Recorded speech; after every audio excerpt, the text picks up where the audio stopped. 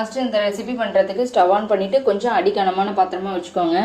கடாய் சூடானது இதில் 2 table spoon அளவுக்கு oil சேர்த்துட்டு இதில் நான் ஒரு பெரிய வெங்காயத்தை இந்த மாதிரி கட் பண்ணி வச்சுருக்கேன். இது உள்ளே சேர்த்துக்கலாம். சேர்த்துட்டு ஜஸ்ட் இந்த வெங்காயம் கண்ணாடி பதம் வர அளவுக்கு வதக்குனா போதும். ரொம்ப வெங்காயம் இதுக்கு வதக்கணும்னு அவசியம் கிடையாது. இப்போ இந்த அளவுக்கு வெங்காயம் வதங்கிருச்சு. இதில் 1 டீஸ்பூன் அளவுக்கு இஞ்சி பூண்டு பேஸ்ட்டு சேர்த்துட்டு இதோட பச்சை வாசனை போகிற அளவுக்கு நல்லா வதக்கிக்கலாம். இஞ்சி பூண்டு பேஸ்ட் இந்த அளவுக்கு நல்லா வதங்கிருச்சு.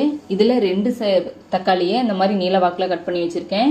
இது உள்ளே சேர்த்துக்கலாம். வெங்காயம் ஜஸ்ட் வதங்கினா போதும். ஆனால் தக்காளி வந்து நல்லா மசிஞ்சு குழஞ்சி வரணும். அப்போ தான் வந்து நல்லா டேஸ்ட்டாக இருக்கும். நல்லா மசிஞ்சு குழஞ்சி நல்லா கொஞ்சம் இந்த சுருங்கி வரணும். இந்த அளவுக்கு நல்லா சுருங்கி வரணும். அப்போ தான் வந்து ஃப்ரைட் ரைஸ் ரொம்ப டேஸ்ட்டாக இருக்கும். இப்போ இந்த அளவுக்கு வதக்கியாச்சு. இதில் நல்லா ஒரு கைப்பிடி அளவுக்கு முட்டைக்கோஸ் இந்த மாதிரி நீளமாக கட் பண்ணி சேர்த்துருக்கேன். இதையும் நல்லா ஒரு வாட்டி கலந்து விட்டுறலாம். இதையும் ரொம்ப வதக்கணும்னு கிடையாது. இப்போ இதில் காரத்துக்கு 1 டீஸ்பூன் வரமிளகாய் தூள், 2 டீஸ்பூன் அளவுக்கு கறி மசால் தூள் சேர்த்துக்கலாம். சிக்கன் மசால், கறி மசால் நீங்கள் எது வச்சுருந்தாலும் சேர்த்துக்கலாம். ரொம்ப சூப்பராக இருக்கும். சேர்த்துட்டு ஜஸ்ட் ஒரு வாட்டி இதை வந்து நல்லா மசாலாவை வதக்கி விட்டுறலாம். இந்த அளவுக்கு நல்லா வதங்கிருச்சு. இதில் வந்து 4 முட்டை நான் எடுத்திருக்கேன். இந்த மாதிரி உடைச்சிட்டு ஒவ்வொன்றா சேர்த்துக்கலாம். இப்போ இதுக்கு தேவையான அளவுக்கு உப்பு சேர்த்துட்டு இதை கொஞ்சம் நல்லா மீடியம் டு ஹை ஃப்ளேம்லேயே வச்சுட்டு நல்லா வந்து அடி பிடிக்காத நல்லா கிளறி விடுங்க.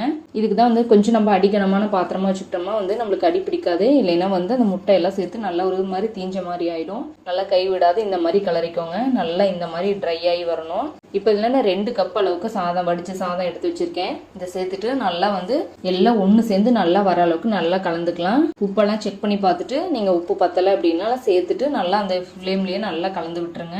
இப்போ மேலே கொஞ்சம் மல்லி இலை தூவிட்டு நல்லா எல்லாம் ஒரு வாட்டி நல்லா கலந்து விட்டுறலாம். இதுக்கு நம்மளுக்கு எந்த சைடிஷுமே தேவையில்லை. இதுவுமே ரொம்ப நல்லா சூப்பராக இருக்கும். ஜஸ்ட் வந்து நம்ம ஆனியன் கட் பண்ணி வச்சுட்டு அப்படியே சாப்பிட்றலாம். ரொம்பவுமே அருமையாக இருக்கும்.